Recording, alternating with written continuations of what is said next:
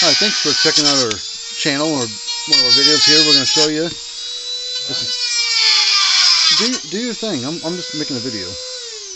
Do what you need to do. You're fine. I'm shutting it off, actually. Well, there's our information right there. But this is going to be hopefully a how-to video on how to fix one of these things. We're going to need the right bits to pull it apart here. These have a tamper-proof screw on the front. Gotta find the right one. They're not all the same, so you gotta have multiple tools to do these things. Shit, where is it? Not that one. Is it this one? I guess I should have made sure I had all my tools ready to go before I started this thing, but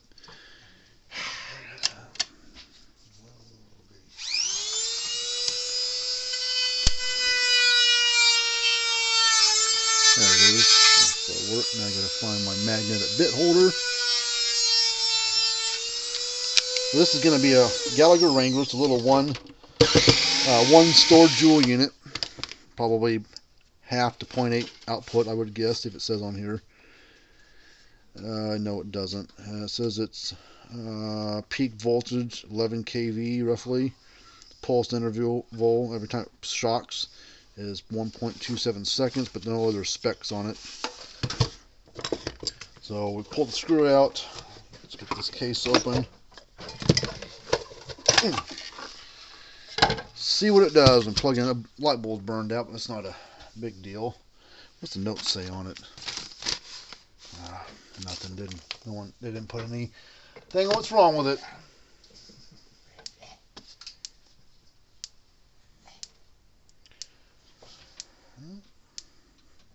It's clicking.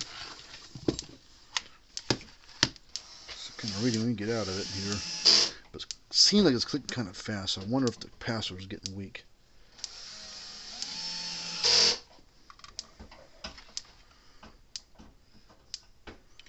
Not quite 11,000. Come on.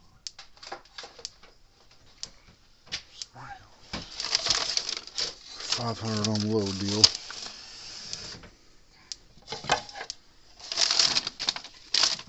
Still not enough? Okay. Okay, got a 500 ohm load in my hand here. Sitting about 9,500, should be close to 11 is usually what you get out of these things. Got a 100 ohm or a 500 ohm load. Here, this should probably drop down around 4 to 5. See, he's only hitting 3. And to me, just from working these things, this seems like it's pulsing a little bit fast. So something's discharging too quickly. So we need to change out that bulb, but that's minor. That's cosmetic. So let's pull this board out of here and see what the heck's going on. I think if I had to take a guess, how old is this unit? This unit is 08, so it's a 2008 model. 05 is a week, so it's built in the 5th week of 2008. So we're looking at a 13-year-old unit. Still technically working, but it's pulsing kind of quick. So be kind of careful. The board's probably holding a charge.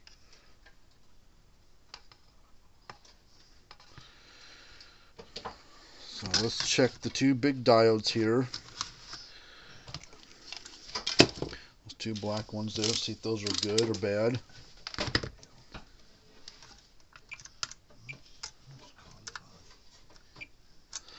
That's good. Let's check this capacitor. It's probably where our issue is. It's a 6 microfarad capacitor. So we'll see what we read with it.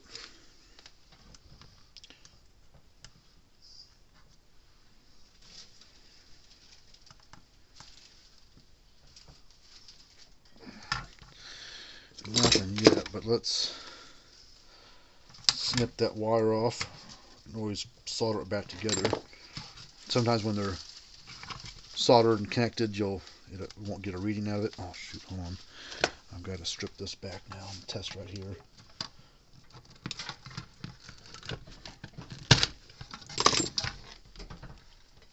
Test right here to there.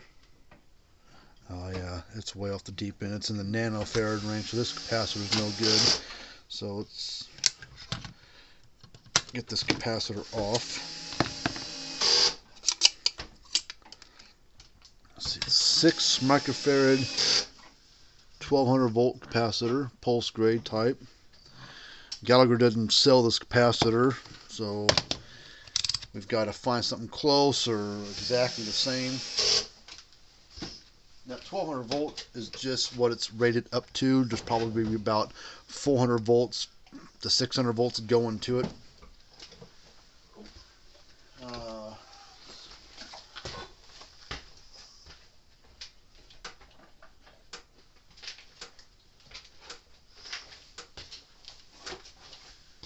I've got this capacitor here. It's a 10 microfarad 900 volt, so that should be plenty. And what we'll do is we'll set it right here, run some wires off of it, solder to those 2 joints there, and try it again. So let's cut these 2, cut those 2 wires off and set it right there. Let's get soldering iron turned on and get that ready to go. So let's get some wire here to solder to it. Let's use this black wire. Don't need any particular color, so it doesn't matter. And there's no polarity to these resistors here, or capacitors. The thing I'm going to do as well is I'm going to desolder that light bulb, and then we'll just solder everything all at once. Put the new light bulb in it, as well as the capacitor, and that'll probably solve the issue on this one.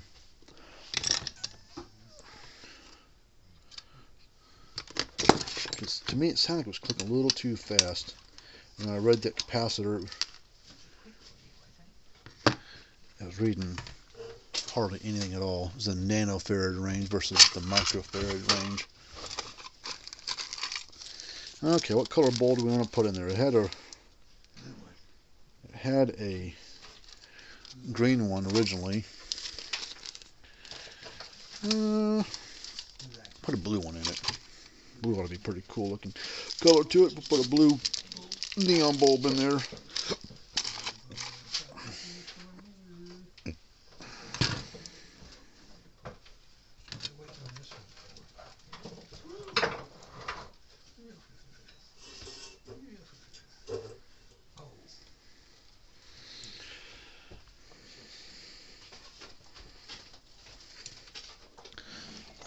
Solder this wire, this bulb on there first.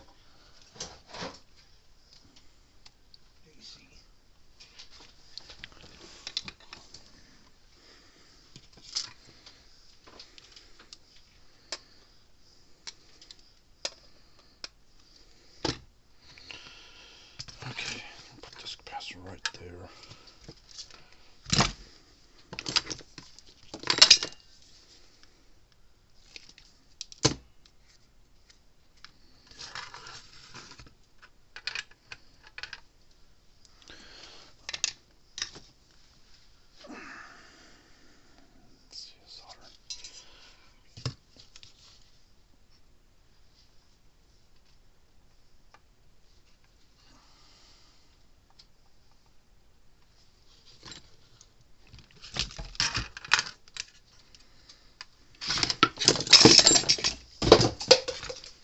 AC, right? And then here and here. This is No, continuity, speaker symbol. So you want to go between one end of the cord to the prong, and then switch it to go from the other prong to the other wire. Nothing. So that means he's got a break somewhere. Probably in that switch thing he's got on there. What do you want to do with it? Can that switch thing come apart? It looks like he's added it on there, doesn't he? Yeah, it's got Um, Try. Put a screwdriver to it. See if it does anything. well, we can always, if we want, we could always put a switch, one of those Parmak switches that we use, those metal ones. Mm-hmm. We could always put a switch in the bottom of his case and wire it in. But it was working with your other power cord? Yeah. Okay. Well, why don't we, if you can get the switch apart, we'll try, see if we can fix that. If not, I'll get one of those toggle switches and we'll wire it on there. We'll just have to drill a hole in the case, or maybe on the front of the case so you can just go right up to it and wouldn't have to worry about if it's on or off by having to look underneath the case. We can put it right on the front.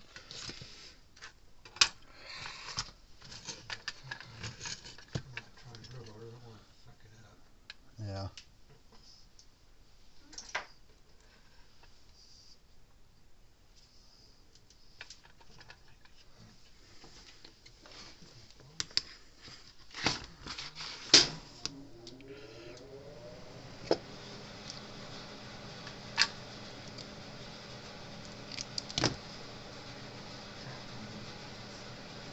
You might try that your little blue screwdriver that you use for the Parmak stuff. It might get in there easier. I tried it already. This one fits in there.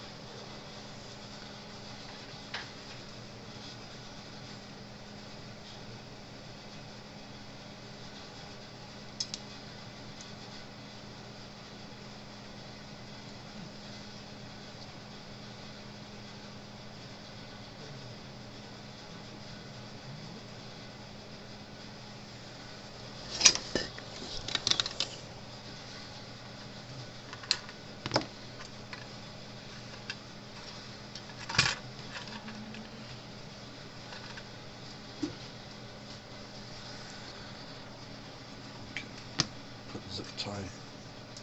Ah, shoot, the holes are too small for the zip ties I've got, so let's make the holes bigger. I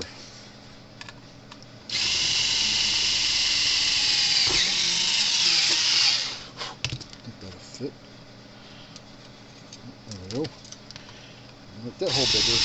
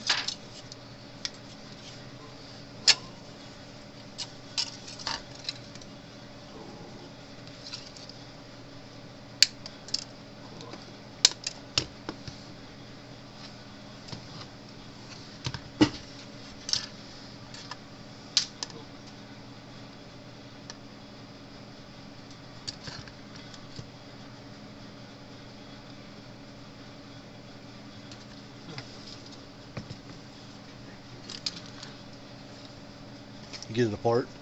Yeah.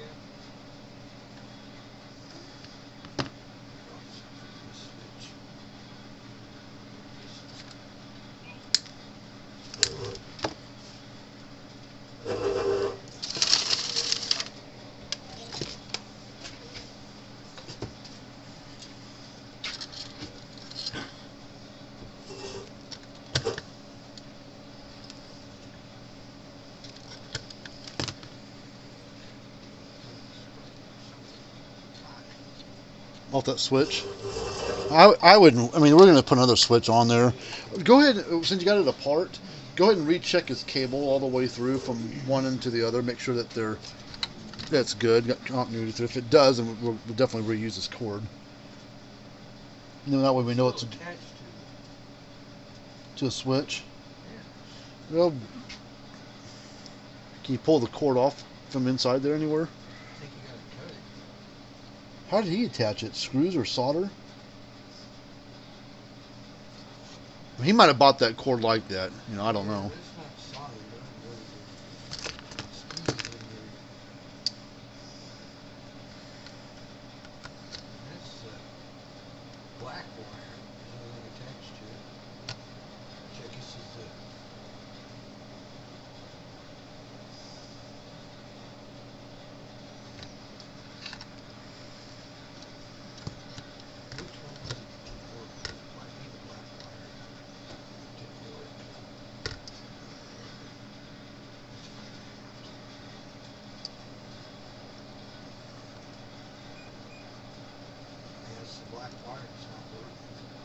And that's the one that's connected?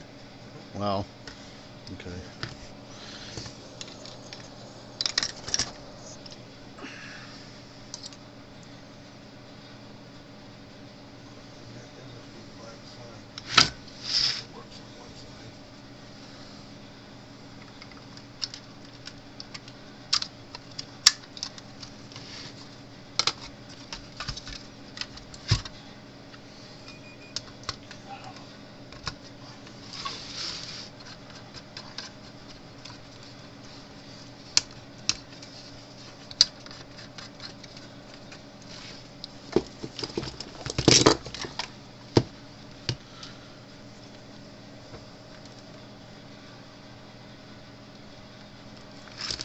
Alright, see what it does.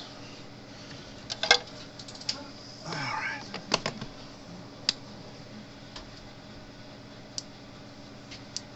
Now we're working. The blue light's on now instead of green, but it's steady. It's not as quick pulsing as it was. Let me grab that load deal here, wherever the hell I put it at, and we'll load test it, make sure it's should drop down around 4 to 5, I would say. It was dropping down to right around 3 before.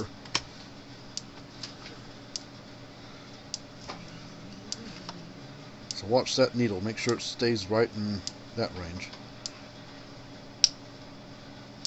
See? Now we're working. Before it was dropping down around 3.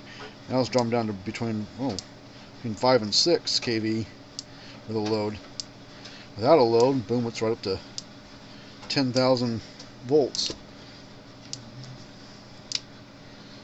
So this unit's working fine now. So we brought a 13-year-old unit that would normally be a throwaway because Gallagher no longer makes the boards for this thing anymore. But as you can see, you get the right person working on it, you can repair the old units and bring it back to life with not much trouble. So there's information right there. This unit's pretty much done. We're set up to silently run for a while with a load, make sure it holds up, but should be good. Everything else is pretty clean on it and doesn't look bad anywhere. They don't have many problems with these things. They're pretty reliable. So I imagine age stress probably got the better of this one, but what do you expect after 13 years of running? So hopefully that that's some good information for you. If you got a fence charger needs to be worked on, send it in to us. Let me work on it for you. Be happy to bring back an old unit instead of throwing it away. So till next time, see you later.